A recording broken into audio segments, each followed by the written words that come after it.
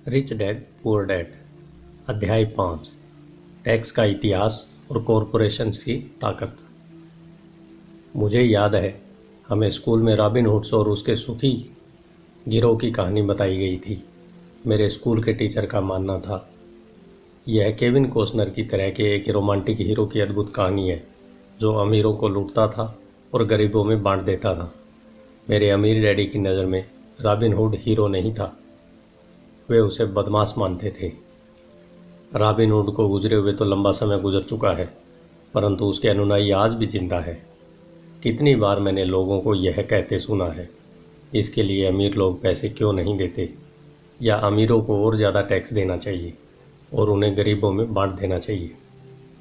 Robin hood का यह विचार कि अमीरों से लेकर गरीबों में बांट दिया जाए, गरीब और मध्यम वर्ग के लोगों के लिए सर्वाधिक कष्ट का कारण है। इसी रॉबिन हुड आदर्श के कारण मध्यम वर्ग पर टैक्स का इतना भारी बोझ लदा हुआ है। सच्चाई तो यह है कि अमीरों पर टैक्स लगता ही नहीं है। गरीबों की भलाई के लिए जो पैसा लगता है वह मध्यम वर्ग से आता है, खासकर शिक्षित और ऊंची आमदनी वाले वर्ग से। टैक्स के बारे में पूरी तरह से समझने के लिए हमें इसकी ऐतिहासिक पृष्ठभूमि को समझने की ज़रूरत है। हमें टैक्स के इतिहास को जानने की ज़रूरत है। हालांकि मेरे पढ़े लिखे डैडी शिक्षा के इतिहास कमाल का ज्ञान रखते थे, परंतु मेरे अमीर डैडी टैक्स के इतिहास पर विशेषज्ञ थे। अमीर डैडी ने माइक और मुझे यह समझाया कि इंग्लैंड और अमेरिका में सबसे पहले कोई टैक्स नहीं लगते थे। कभी कभार युद्ध का खर्च जुटाने के लिए कुछ समय के लिए टैक्स जरूर लगा करते थे। राजा या राष्ट्रपति मुँह से कह भर देता है और हर आदमी उसकी कही बात मानकर अपना सहयोग देता है। ब्रिटेन में 1799 से 1816 के बीच नेपोलियन से युद्ध के समय टैक्स लगाया गया था और अमेरिका में 1861 से 1865 के बीच हुए सिविल वार के खर्च को जुटाने के लिए टैक्स लगाया गया था। 1874 में इंग्लैंड ने इनकम टैक्स को अपने नागरिकों पर स्थायी रूप से लागू कर दिया। 1913 में संविधान के 16वें संशोधन के साथ अमेरिका में भी आयकर स्थायी रूप से लागू किया गया। एक समय था जब अमेरिकी लोग टैक्स विरोधी हुआ करते थे। चाय पर बहुत ज़्यादा टैक्स लगने के कारण ही बोस्टन हार्बर पर प्रसिद्ध टी पार्टी की घटना हुई थी, जिससे क्रांतिकारी युद्ध को ताकत मिली। इंग्लैंड और अमेरिका दोनों को नियमित इनकम टैक्स के विचार को जनता के गले उतारने में लगभग 50 साल का समय लगा। इन ऐतिहासिक तिथियों से हमें यह पता नहीं चल पाता कि दोनों ही मामलों में टैक्स शुरू में केवल अमीरों पर लगाए गए थे। अमीर डैडी चाहते थे कि माइक और मैं इस बात को कभी नहीं भूलें। उन्होंने स्पष्ट किया कि टैक्स का विचार लोकप्रिय बना और उसे ज़्यादातर लोगों ने सिर्फ इसलिए माना क्योंकि उन्हें यह बताया गया कि टैक्स अमीरों को सज़ा देने का और मध्यम वर्ग तथा गरीबों को मदद देने का साधन है।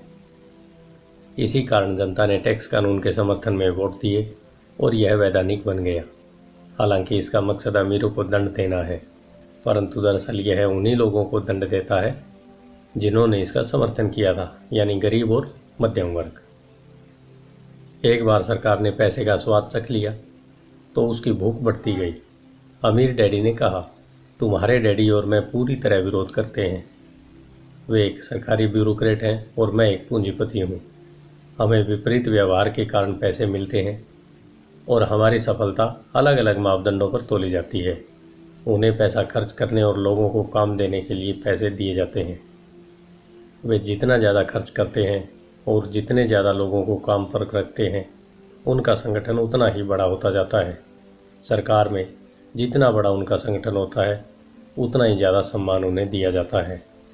दूसरी तरफ मेरे संगठन में मैं जितने कम लोगों को रखूं और जितना कम पैसा खर्च करूं, मेरे निवेशक मेरा उतना ही ज़्यादा सम्मान करते हैं। इसलिए मैं सरकारी आदमियों को पसंद नहीं करता हूँ। उनके लक्ष्य बिजनेस के ज़्यादातर लोगों से हटकर होते हैं। जैसे जैसे सरकार के कर्मचारी बढ़ते हैं, उन्हें तनख्वाह देने के लिए उतने ही ज़्यादा टैक्स की ज़रूरत होती है। मेरे पढ़े लिखे डैडी इस बात में भरोसा करते थे कि सरकार को लोगों की मदद करनी चाहिए। वे जॉन एफ कैनेडी से प्रेम करते थे और ख़ासकर पीस कॉर्प्स के विचार से। वे इस विचार को इतना ज़्यादा पसंद करते थे कि वे और मेरी माँ दोनों ही पीस कॉर्प्स के लिए काम करते थे और मलेशिया, थाईलैंड और फिलीपींस जाने वाले स्वयंसेवकों को प्रशिक्षित करते थे। वे हमेशा अतिरिक्त अनुदानों और बजट में बढ़ोतरी की कोशिश करते थे ताकि वे ज़्यादा लोगों को भर्ती कर सकें। ऐसा वे शिक्षा विभाग की अपनी नौकरी में भी करते थे और पीस कॉर्प्स में भी। यह उनका काम था। जब मैं 10 साल का था तब से मैं अपने अमीर डैडी से यह सुनता आया हूँ कि सरकारी कर्मचारी आलसी चोरों का गिरोह है, और मेरे गरीब डैडी से मैं यह सुनते आया हूँ कि अमीर लोग लालची और बदमाश होते हैं जिनसे सरकार को ज़्यादा टैक्स लेना चाहिए। दोनों ही विचारों के पक्ष में तर्क दिए जा सकते हैं।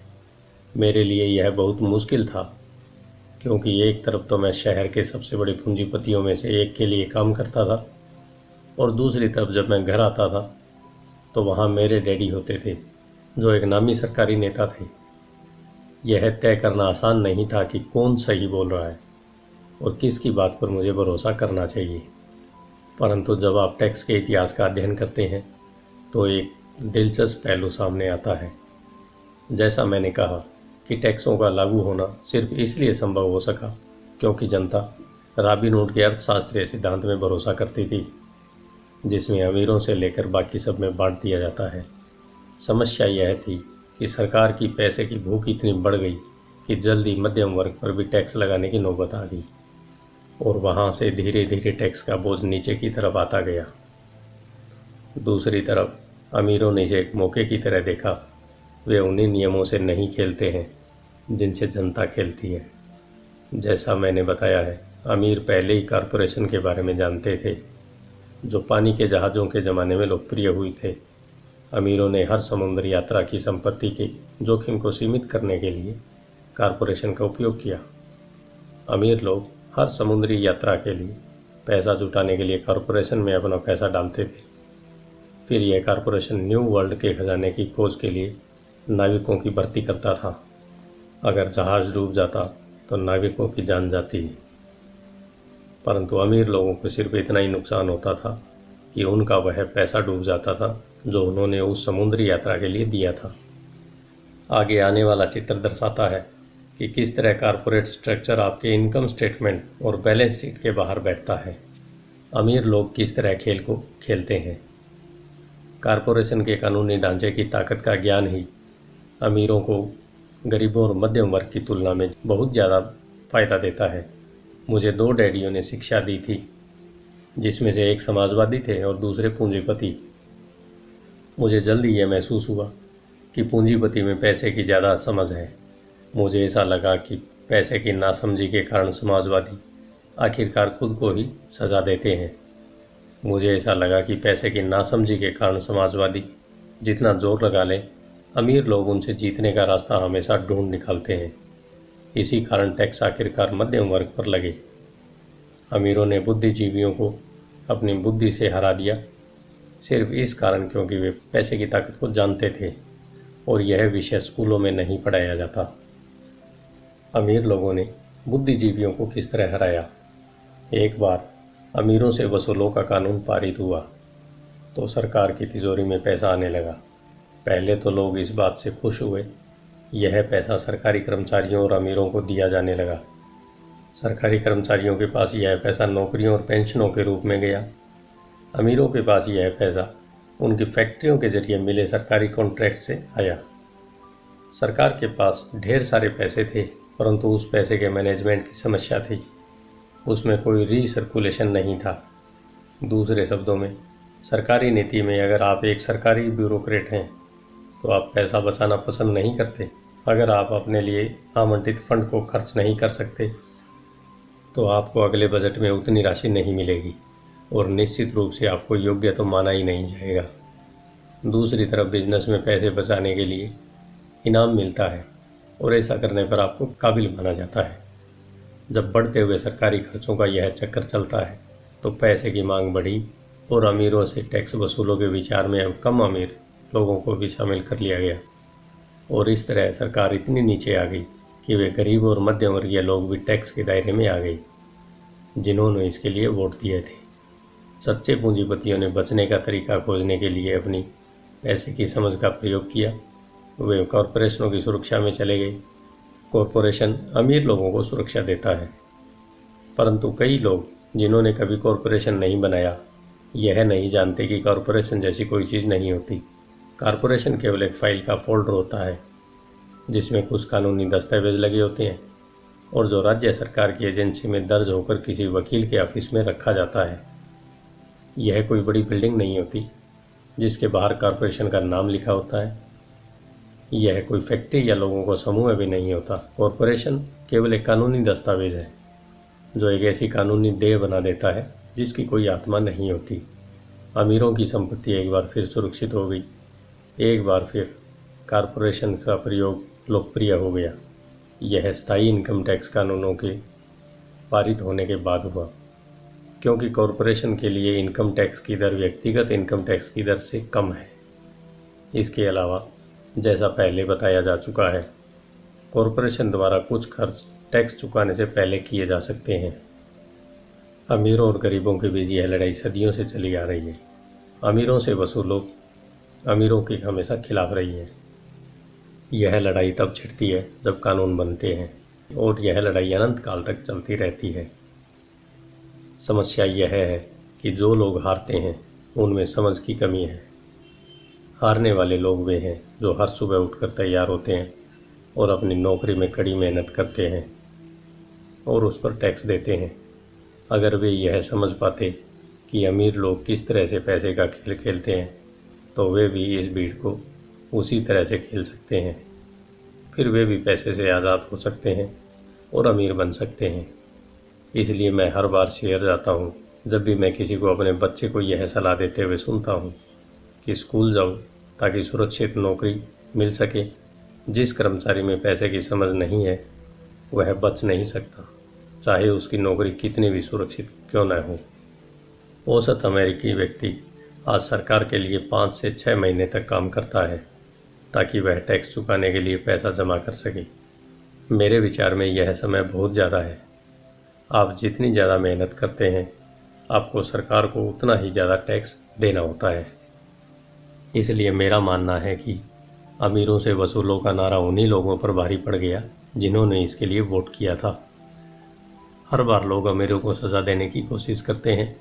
अमीर लोग सचमुच उसका पालन नहीं करते बल्कि वे पलटकर वार करते हैं। उनके पास पैसा, ताकत और इरादा होता है जिनके दम पर वे चीज़ों को बदल सकते हैं। वे सचमुच बैठकर स्वेच्छा से ज़्यादा टैक्स नहीं चुकाते। वे ऐसे तरीके खोजते हैं जिनसे उन पर टैक्स का कम से कम बोझ पड़े। इसके लिए वे चतुर और स्मार्ट वकीलों तथा अकाउंटेंट्स की सेवाएं लेते हैं और राजनेताओं को मनाते हैं कि वे कानून बदलें या कानूनी बचाव के रास्ते बनाएं, जिनके पास परिवर्तन करवाने के लिए ज़रूरी संसाधन होते हैं।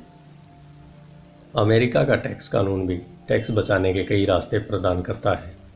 इसमें से ज़्यादातर रास्ते हर एक के लिए खुले हैं, परंतु इनका फ़ायदा सामान्य तौर पर अमीर लोग ही उठाते हैं क्योंकि वे इनकी खोज करते हैं और ऐसा इसलिए होता है क्योंकि वे अपने काम से काम रखते हैं।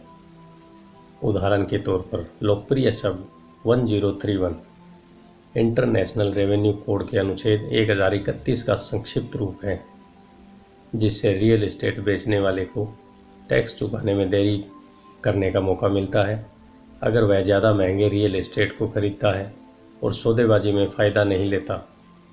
रियल एस्टेट एक ऐसा पूंजी निवेश है जो बहुत ज़्यादा टैक्स लाभ देता है। जब तक आप कम कीमत की प्रॉपर्टी बेचकर ऊंची कीमत की बड़ी प्रॉपर्टी खरीदते रहते हैं तो आपको तब तक टैक्स नहीं देना पड़ता जब तक कि आप उसे नकद ही दें रखना चाहें। जो लोग कानून द्वारा दी गई इन टैक्स की छूटों का लाभ नहीं उठाते वे अपनी संपत्ति वाले कॉलम को बनाने का एक बहुत बड़ा मौका खो देते हैं। गरीबों और मध्यम वर्ग के पास इतने संसाधन नहीं होते। वे चुपचाप बैठे रहते हैं और सरकार की सुइयों को अपनी बाह पर लगने देते हैं और ब्लड डोनेशन की इजाज़त दे देते हैं। आज मैं ज़्यादा टैक्स चुकाने वाले या कम छूट लेने वाले लोगों की संख्या से लगातार स्तब्ध होता रहता हूँ और वे ऐसा सिर्फ इसलिए करते हैं क्योंकि वे सरकार से डरते हैं और मैं जानता हूँ कि सरकार टैक्स एजेंट कितना डरावना होता है। मेरे कुछ दोस्त हैं जिनके बिजनेस बंद हो गए और इसके लिए सरकार दोषी थी। मुझे यह सब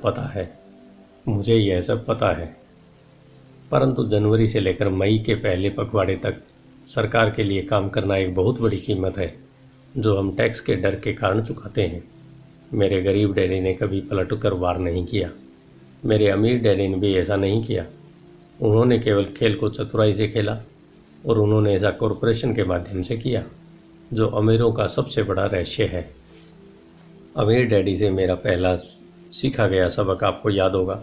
मैं 9 साल का बच्चा था और मुझे उससे बात करने के लिए बहुत समय तक इंतज़ार करना पड़ता था। मैं अक्सर उनके ऑफिस में बैठकर उनका इंतज़ार करता था। वे जानबूझकर मुझे नज़रअंदाज करते रहते थे। वे चाहते थे कि मैं उनकी ताकत को पहचानूं और एक दिन खुद भी उतना ही ताकतवर बनता जाऊं। जितने भी समय तक मैंने उनके मार्गदर्शन में पढ़ा और सीखा, उन्होंने मुझे हमेशा याद दिलाया कि ज्ञान ही ताकत है और पैसे के साथ तो बड़ी ताकत होती है। उसे बनाए रखने के लिए और उसे कई गुना आगे करने के लिए सही ज्ञान की ज़रूरत होती है। उस ज्ञान के बिना संसार आपको इधर उधर धक्के मारता रहता है। अमीर डैडी हमेशा माइक और मुझे यह याद दिलाते कि सबसे ज़्यादा डरावना व्यक्ति बॉस या सुपरवाइज़र नहीं होता, बल्कि टैक्समैन होता है। अगर आप उसे मौका देते हैं तो टैक्समैन हमेशा आपसे से ज़्यादा वसूल कर सकता है। पैसा मेरे लिए काम करे, मैं पैसे के लिए काम न करूं। मेरा यह पहला सबक दरअसल ताकत के बारे में है। अगर आप पैसे के लिए काम करते हैं तो आप ताकत को अपने बॉस के हाथ में दे देते हैं। अगर आपका पैसा आपके लिए काम करता है तो आप ताकत को अपने पास रखते हैं और उसे काबू में रखते हैं। एक बार हमें हमारे लिए काम करने वाले पैसे की ताकत का ज्ञान हो जाए, फिर हमें पैसे के लिहाज से स्मार्ट हो जाना चाहिए और हमें डराने वाले लोगों से निपटने का रास्ता ढूंढना चाहिए। इसके लिए आपके पास कानून की समझ होनी चाहिए और इस बात की भी कि सिस्टम कैसे काम करता है। अगर आप अज्ञानी हैं तो आपको आसानी से डराया जा सकता है। अगर आप जानते हैं कि आप क्या बात कर रहे हैं तो आपके पास बचने का मौका है। हाँ, इसलिए अमीर डैडी स्मार्ट टैक्स अकाउंटेंट्स और वकीलों को इतना ज़्यादा वेतन देते थे। वकीलों को वेतन देना सरकार को टैक्स देने से सस्ता था। मेरे लिए उनका सर्वश्रेष्ठ सबक था, स्मार्ट बनो ताकि तुम्हें इधर उधर धक्के न दिए जा सकें, और मैंने ज़िंदगी भर इसे अपनाया है। वे कानून जानते थे क्योंकि वे कानून का आदर करते थे। वे कानून क्योंकि न जानना बहुत महंगा साबित हो सकता था। अगर आप जानते हैं कि आप सही हैं तो आप किसी से भी उलझने से नहीं डरेंगे, चाहे आपका मुकाबला रॉबिन हुड और उसके गिरोह से ही क्यों न हो जाए। मेरे पढ़े लिखे डैडी मुझे हमेशा प्रोत्साहित करते थे कि मैं किसी बड़े अच्छे कॉरपोरेशन में बढ़िया सी नौकरी ढूंढ लूँ। वे मुझे हमेशा उन अच्छाइयों के बारे में बताते थे जो कॉरपोरेट सीढ़ी पर चढ़ने से हासिल की जा सकती थी। वे यह नहीं समझ पाते थे कि कॉरपोरेट नियोक्ता से मिलने वाले वेतन के चेक पर पूरी तरह निर्भर रहने से मैं एक ऐसी दुधारू गाय बन जाता जिसे दुहा जा सकता था। जब मैंने अपने अमीर डैडी को अपने डैडी की सलाह बताई तो वे केवल हंसे। उन्होंने सिर्फ यही कहा, सीढ़ी के मालिक ही क्यों न बना जाए। बचपन में मुझे यह समझ में नहीं आया था कि अपने कॉरपोरेशन के मालिक होने से अमीर डैडी का क्या मतलब था। यह एक ऐसा विचार था जो असंभव और डरावना लग रहा था। हालांकि मैं इस विचार से रोमांचित था, परंतु मेरी कम उम्र में मैं इस संभावना पर विचार ही नहीं कर पा रहा था कि अवयस्क लोग किसी दिन मेरी कंपनी में काम करने लगेंगे। मुद्दे की बात यह है कि अगर अमीर डैडी नहीं होते तो मैं अपने पढ़े लिखे डैडी की सलाह का पालन कर रहा होता। अमीर डैडी ने बार बार याद दिलाने के कारण ही मेरे अपने कॉरपोरेशन का विचार जीवित रहा और यह मुझे एक राह पर चलाता रहा। जब मैं 15 या 16 साल का था तो मैं जानता था कि मैं उस राह पर नहीं चलने वाला जो मेरे पढ़े लिखे डैडी ने बताई है। मैं नहीं जानता था कि मैं ऐसा किस तरह करूँगा, परंतु मैंने दृढ़ निश्चय कर लिया था कि मैं भीड़ के साथ नहीं चलूँगा और उस दिशा में नहीं जाऊँगा जिस तरफ मेरे सहपाठी जा रहे हैं। इस फैसले ने मेरी ज़िंदगी बदल दी। जब तक मैं 25 साल का हुआ तब तक अमीर डैडी की सलाह मुझे पूरी तरह समझ में नहीं आई थी। मैंने हाल ही में मैरिन कॉर्प छोड़ी थी और जेरॉक्स के लिए काम कर रहा था। मुझे बहुत पैसा मिल रहा था, परंतु हर बार जब भी मैं अपनी तनख्वाह के चेक को देखता था तो मुझे हमेशा निराशा होती थी। कटौती बहुत ज़्यादा थी और जितना ज़्यादा मैं काम करता था कटौतियाँ उतनी ही ज़्यादा होती थी। जब मैं ज़्यादा सफल होने लगा तो मेरे वरिष्ठ बॉस मेरे प्रमोशन और तनख्वाह बढ़ाने की बातें करने लगे। यह सुनने में तो अच्छा लगता था, परंतु मैं अपने कानों में अपने अमीर डैडी की आवाज़ भी सुन सकता था। तुम किसके लिए काम कर रहे हो? तुम किसे अमीर बना रहे हो? 1974 में जेरॉक्स के कर्मचारी के रूप में ही मैंने अपना पहला कॉरपोरेशन बनाया और अपने काम से काम रखना शुरू कर दिया। पहले से ही मेरे संपत्ति वाले कॉलम में कुछ संपत्तियां मौजूद थी, परंतु अब मैंने ठान लिया था कि उन्हें ज़्यादा बढ़ाया जाए। कटौतियों वाली तनख्वाह को देख देख कर मुझे अमीर डैडी की सलाह में समझदारी दिखने लगी थी। अगर मैं अपने पढ़े लिखे डैडी की सलाह पर चलता तो मुझे अपना भविष्य साफ नज़र आ रहा था। कई नियोक्ता यह अनुभव करते हैं कि अगर कर्मचारी अपने यहाँ काम से काम रखे तो यह उनके बिजनेस के लिए बुरा होता है। मुझे विश्वास है कि ऐसा कुछ लोगों के साथ हो सकता है, परंतु मेरे साथ ऐसा नहीं था। एक बार मैंने अपने काम से काम रखने की ठान ली और अपनी संपत्तियां बढ़ाना चालू कर दिया तो मैं एक बेहतर कर्मचारी बन गया। मेरे पास अब एक लक्ष्य था। मैं सुबह जल्दी आ जाता था और मेहनत से काम करता और इस तरह ज़्यादा से ज़्यादा पैसा कमाता था ताकि मैं उसे रियल एस्टेट में निवेश कर सकूं। हवाई में उस समय कीमतें तेज़ी से बढ़ रही थी और वहाँ किस्मत चमकाई जा सकती थी। जितना ही ज़्यादा मुझे यह लगा कि वहाँ निवेश की संभावनाएं हैं, उतनी ज़्यादा जेरॉक्स मशीनें मैंने बेची। मैंने जितनी ज़्यादा मशीनें बेची, मुझे उतना ही ज़्यादा पैसा मिला और हाँ, मेरी तनख्वाह के चेक से उतनी ही ज़्यादा कटौती हुई। यह प्रेरणादायक था। मैं कर्मचारी होने के जाल से बाहर निकलना चाहता था और इसलिए मैं कम मेहनत करने के बजाय ज़्यादा कड़ी मेहनत करता था। 1978 तक मैं सेल्स में चोटी के 5 लोगों में से एक था। Pride number 1। मैं चूहा दौड़ से बहुत जल्दी बाहर निकलने के लिए बेताब था। 3 साल से भी कम समय में मैं जेरॉक्स की तुलना में अपने छोटे से कॉरपोरेशन से कहीं ज़्यादा कमा रहा था, जबकि मेरा कॉरपोरेशन रियल एस्टेट में निवेश करने वाली कंपनी थी और वह पैसा जो मैं अपने कॉरपोरेशन से अपनी संपत्ति वाले कॉलम में बना रहा था, वह पैसा मेरे लिए काम कर रहा था। मुझे कॉपियर बेचने के लिए दरवाजे खटखटाने की ज़रूरत नहीं थी। अमीर डैडी की सलाह में मुझे ज़्यादा समझदारी दिख रही थी, यानी कि मेरी प्रॉपर्टी से आने वाला कैश फ्लो इतना ज़्यादा हो गया कि मेरी कंपनी ने मेरे लिए पहली कार खरीद दी। जेरॉक्स के लोगों को लगा कि मैं अपने कमीशन बेच रहा हूँ, परंतु मैं ऐसा नहीं कर रहा था। मैं अपने कमीशन को संपत्तियों वाले कॉलम में निवेश कर रहा था। मेरा पैसा और ज़्यादा पैसा कमाने के लिए कड़ी मेहनत कर रहा था। मेरी संपत्ति वाले कॉलम का हर डॉलर एक बढ़िया कर्मचारी था, जिसकी कड़ी मेहनत के कारण और ज़्यादा कर्मचारी तैयार होते थे और वे सब मिलकर अपने बॉस को एक नई कार तोहफे के रूप में दे देते थे, और वह भी टैक्स चुकाने के पहले। मैंने जेरॉक्स के लिए ज़्यादा कड़ी मेहनत करना चालू कर दिया। मेरी योजना सही तरह से चल रही थी और मेरी कार इसका जीता जागता सबूत थी। अपने अमीर डैडी से सीखे गए सबक के कारण उस चूहा दौड़ मिथक से बाहर निकलने में सफल हो सका था और कम उम्र में ही एक नियोक्ता बन गया। यह पैसे की समझ से ही कुछ संभव हुआ था। इस वित्तीय ज्ञान के बिना, जिसे मैं फाइनेंशियल आईक्यू कहूँगा, आर्थिक स्वतंत्रता के मेरी राह में बहुत ज़्यादा मुश्किलें आई होती। अब मैं फाइनेंशियल सेमिनारों में दूसरों को इस आशा के साथ सिखाता हूँ ताकि मैं उनके साथ अपना ज्ञान बांट सकूँ। जब भी मैं लेक्चर देता हूँ तो मैं लोगों को यह याद दिलाता हूँ कि फाइनेंशियल आईक्यू विशेषज्ञता के 4 बड़े क्षेत्रों से आने वाले ज्ञान से बनता है। नंबर 1 है अकाउंटिंग, जिसे मैं फाइनेंशियल साक्षरता कहता हूँ। अगर आप साम्राज्य बनाना चाहते हैं तो यह बहुत महत्वपूर्ण दक्षता है। आप जितने ज़्यादा धन के लिए जिम्मेदार होंगे, उतनी ही ज़्यादा सूक्ष्मता की ज़रूरत होगी, नहीं तो आपका साम्राज्य ताश के पत्तों के महल की तरह ढह जाएगा। यह बाएं मस्तिष्क का पहलू है जिसमें वर्णन या सूक्ष्मता जरूरी है। फाइनेंशियल साक्षरता वह योग्यता है जिसके सहारे फाइनेंशियल स्टेटमेंट्स को पढ़ा और समझा जा सकता है। इस योग्यता से आप किसी भी व्यवसाय की कमजोरी और मजबूतियों को पहचान सकते हैं। नंबर 2 है निवेश, जिसे मैं पैसे से पैसे बनाने का विज्ञान कहता हूँ। इसमें तकनीकों, रणनीतियों और फार्मूलों की ज़रूरत होती है।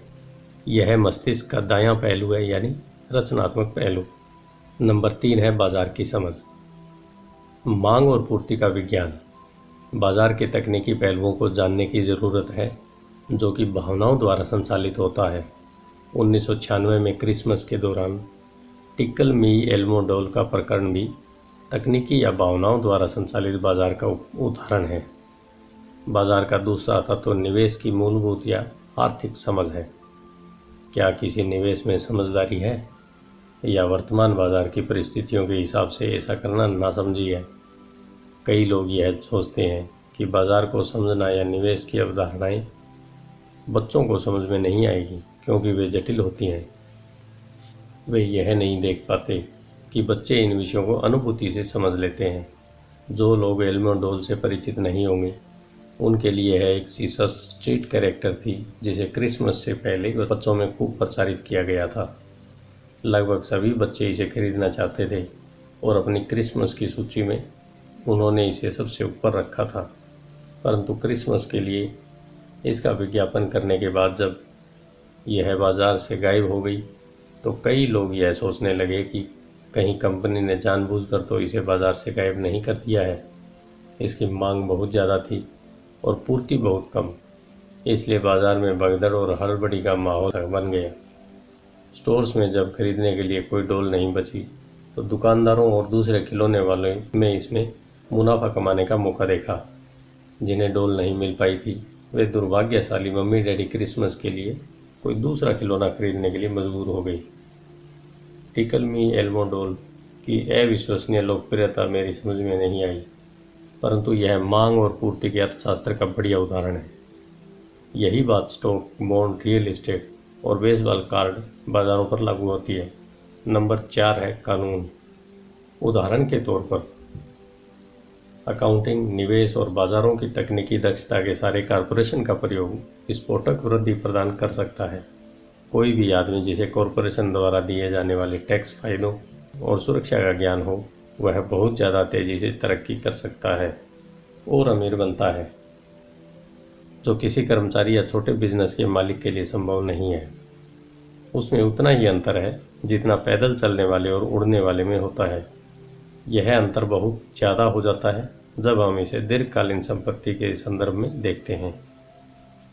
नंबर 1 है टैक्स लाभ। एक कॉरपोरेशन कई ऐसी चीज़ें कर सकता है जो एक आदमी नहीं कर सकता, जैसे कि यह टैक्स देने से पहले खर्च कर सकता है। यह विशेषज्ञता का एक ऐसा क्षेत्र है जो बहुत रोमांचक है, परंतु इसमें अंदर घुसना तब तक जरूरी नहीं जब तक कि आपका बिजनेस या संपत्ति बहुत बड़ी न हो। कर्मचारी कमाते हैं और टैक्स चुकाते हैं और फिर वो बचाता है और फिर वो बचता है, उससे अपना खर्च चलाते हैं। एक कॉरपोरेशन कमाता है, जितना खर्च कर सकता है करता है और फिर बची हुई रकम पर टैक्स चुकाता है। यह अमीरों द्वारा इस्तेमाल किए जाने वाला सबसे बड़ा कानूनी बचाव का रास्ता है। उन्हें बनाना आसान है और बहुत ज़्यादा महंगा नहीं है, बशर्ते कि आपके पास अपने खुद के निवेश हों जो अच्छा कैश फ्लो दे रहे हों। उदाहरण के तौर पर अपने कॉरपोरेशन का फ़ायदा यह है, घूमने जाने का कार्यक्रम हवाई में बोर्ड मीटिंग बन जाता है। कार का भुगतान, बीमा, रिपेयर इत्यादि कंपनी खर्च में डाल दिए जाते हैं। हेल्थ क्लब की सदस्यता भी कंपनी खर्च है। ज़्यादातर रेस्टोरेंट डिनर भी आंशिक व्यय है। और भी ऐसे बहुत से खर्च हैं जो टैक्स चुकाने के पहले किए जाते हैं। नंबर 2, कानूनी मुकदमों से सुरक्षा। हम एक कानूनी समाज में रह रहे हैं। हर आदमी आपसे फ़ायदा चाहता है। अमीर लोग अपने क्रेडिटर से अपनी ज़्यादातर संपत्ति को छुपाने के लिए कॉरपोरेशंस और ट्रस्ट का सहारा लेते हैं। जब भी कोई किसी अमीर आदमी पर दावा ठोकता है तो उसे यह पता चलता है कि कानूनी कवच से घिरा हुआ है और दरअसल उस अमीर आदमी के पास कोई संपत्ति है ही नहीं। वे हर चीज़ पर नियंत्रण रखते हैं, परंतु वे किसी चीज़ के मालिक नहीं होते। गरीब और मध्यम वर्गीय लोग हर चीज़ के मालिक बनने की कोशिश करते हैं और इसलिए जब उन पर दावा ठोका जाता है तो वे सरकार या अपने साथी नागरिकों के हाथों अपनी संपत्ति खो बैठते हैं। उन्होंने रॉबिन हुड की कहानी से यह सीखा है कि अमीरों से वसूलो, गरीबों में बांट दो।